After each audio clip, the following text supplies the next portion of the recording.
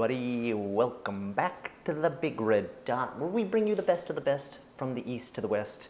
I am your host, Unrested, with all the J-News, Tuber News, and J-Facts that you requested. Our first story deals with the Streamies. If you don't know what the Streamies are, they are pretty much the Oscar or Grammy for a YouTuber in the YouTube world of fame and claim to whatever channel you may host. Now, one of our big winners was Philip DeFranco, who I think puts out one of the best shows on YouTube. Another one was FouseyTube, who I think puts out one of the worst shows on YouTube. During his speech, Fousey decided to say that he made it through this year with quite a struggle as being one of the most hated YouTubers in all of YouTube, all because he exposed fake pranks and punched rice gum in the face. Which he completely failed to mention is that most of those fake pranks were his own fake pranks, and also that punching rice gum in the face thing, totally fake too, in which he tried to quote-unquote expose drama channels, when really every single drama channel out there just said, this is obviously a fake fight, I don't know why they're faking this.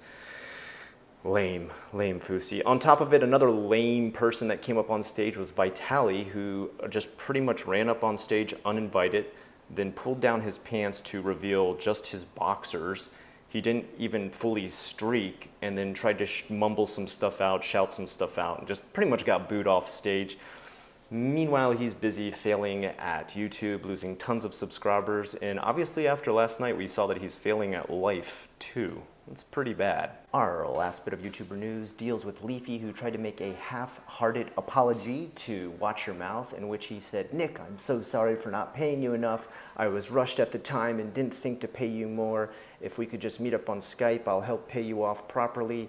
Meanwhile, never actually mentioning his YouTuber name while apologizing. And that was the main thing that Watch Your Mouth wanted, was a shout out. A shout out can get you far better paid than anything Leafy obviously will, because you'd actually get the promotion to up the level of your channel to get the proper level of subscribers that you deserve for helping out a 1 million+ subscriber channel. That's what Watch Your Mouth was looking for, not a half-hearted apology saying, "I'll pay you a little bit more than 20 bucks, man." Anyway, let's move on to the J-News.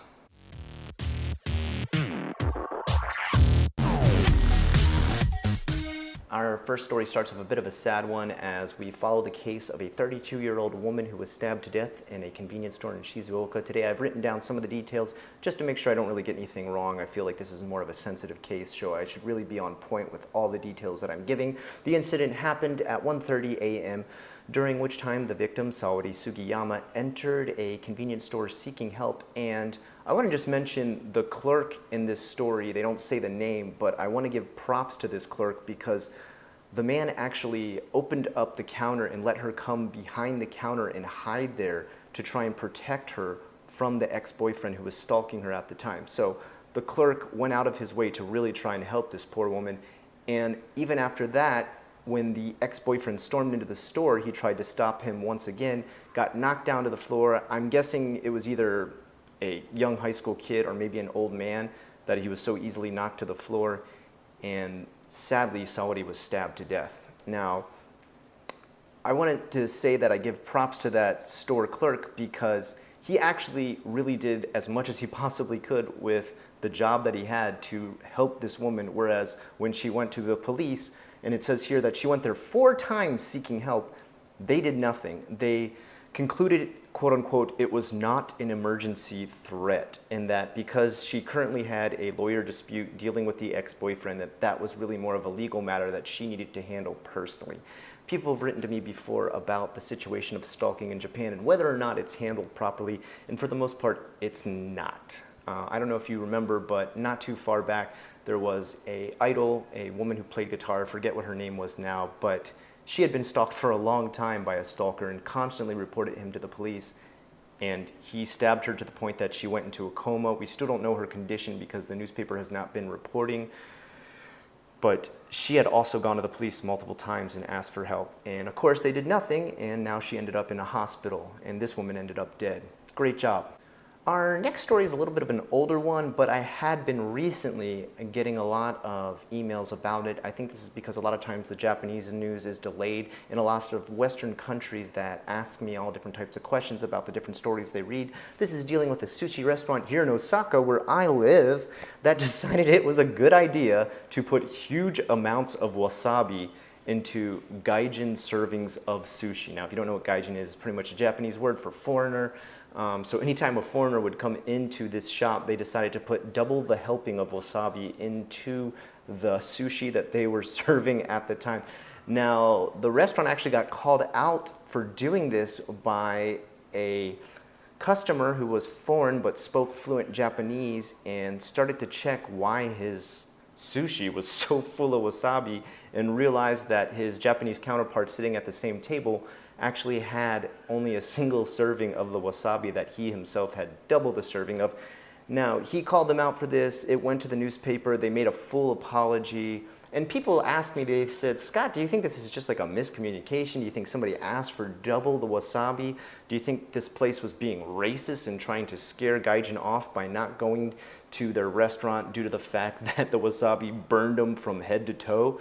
Man, you know, I put a lot of thought into this one. And so what I did last night when I was researching this story, I actually went to a sushi store that's right below my apartment. And I asked for my first round of sushi, because you usually get multiple rounds. I asked for it to be doubled on wasabi, and they kind of gave me like the raised eyebrow, like, what, are you sure? You see, a lot of times they'll actually ask you even if you want wasabi on it, even if you're a Japanese person. There's a couple ways that it's served in which they automatically have wasabi with it, and there's certain types in certain places that do that, but usually the chef has a certain way that they enjoy serving it, and the patrons that go there know that already. This was a chain place, so they don't have like a set way in which they serve stuff or a known way. So this place was going out of their way to go beyond what their set way of serving is, which is to ask whether or not you want wasabi added and doubling the portion. So that's what I asked for and wanted to test it myself. And I love wasabi. Like, I put a ton on. Like, I put a pretty good amount, probably more than most Japanese people even. I mix it in my soy sauce even. And this was actually too much. To put double the serving is almost a teaspoon of wasabi. Okay, I want you to try and get some wasabi and put a teaspoon in your mouth and see how much that burns. I mean, my nostrils are just like burning up. There's tears coming out of my eyes. I'm like, yeah, this is like way too much. I had to eventually scrape some off the last couple just to make sure I could eat it. And I don't know, was this place going out of their way to try and scare gaijin off from eating there? I don't know if I would blame the entire chain for doing that. I might say that perhaps the staff at this store thought it was some kind of funny prank, or maybe it was just high school kids working there who were like, hey, let's screw with people. I mean, think about restaurants in America. If you're bitchy to a waitress or a waiter, sometimes they'll do horrible stuff to your food. Maybe some of these gaijin were doing stuff like that. I don't know. I don't know the full story. They apologized. And then actually Twitter and Nichan forum users got actually pissed off that they apologized and said, you shouldn't have to apologize. This is not a big deal. Those gaijin should just get used to double servings of wasabi. Which, I don't know. What do you guys think? I'm going to leave it up to you in the comments to let me know what you think of this situation. Were they being racist and trying to scare gaijin off with double servings of wasabi? Or were they just thinking, gosh, you know what they might like to try? A lot of wasabi.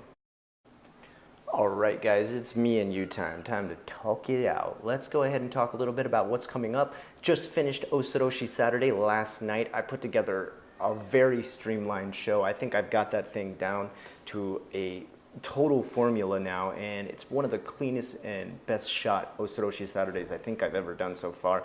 Not trying to toot my own horn, I'm just comparing it to the old ones I used to make, and they were a little bit choppy and grainy, and the filming wasn't so good. I've gotten a lot better over time. And I'm able to mix the sound properly. I've got proper mic set up. So those of you who do love Osoroshi Saturday, it's still set to come out this Saturday. I think you will enjoy it. Like I said, it has one of the scariest stories I have ever researched, and it is a true-to-life one, which makes it, I think, far more horrific. On top of that, a lot of people actually have been asking me if I would not end the channel if I started a Patreon and they donated money. Guys, that is so awesome that you would even suggest I start a Patreon and you would donate money to me. I'm kind of completely flattered that people just want to open up a Patreon. And some people were even saying, Scott, I will start the Patreon site and even help you set up the bank account and everything. I know how to do this stuff, and I appreciate all the help, and I appreciate people asking to donate. And it's really, for me, it's not even about the money. I live pretty well. I make a pretty good living. You can see from the inside of my house, and you know, even the camera and microphone and stuff that I'm using now, I do all right. I do all right. I'm not hurting for money. What would be I guess, a bigger payment to me. If you really wanted to show your love for the channel, if you absolutely were like, Scott, I will do anything to keep this channel going. If that's really your thing and you are looking to donate money, instead of money, can I just ask for a little bit of time instead?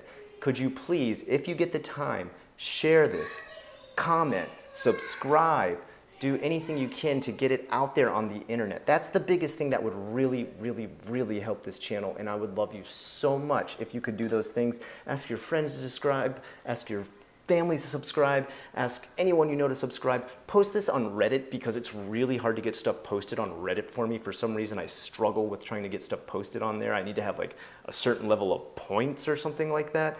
And other sites like Tumblr, Instagram, I use those a little bit, but I don't completely understand how to spread the word on there. If someone could help me manage things like that, help me spread it on Facebook, any little bit of that stuff you can do is the biggest payment in the world to me. I will love you forever for that. That being said, no matter what, whether you do that or not, whether you take the time or do that, if you are just watching this every day, commenting and subscribing, that's all. That's all I can ask, man. And thank you so much for doing that here on The Big Red Dot. Have a good one. Godsmack is how the wind feels on the face of Mike Winfield on his way home from the bar where he works nights, the worst nights. Don't nobody tip right. And between the marriage office and the fist fight.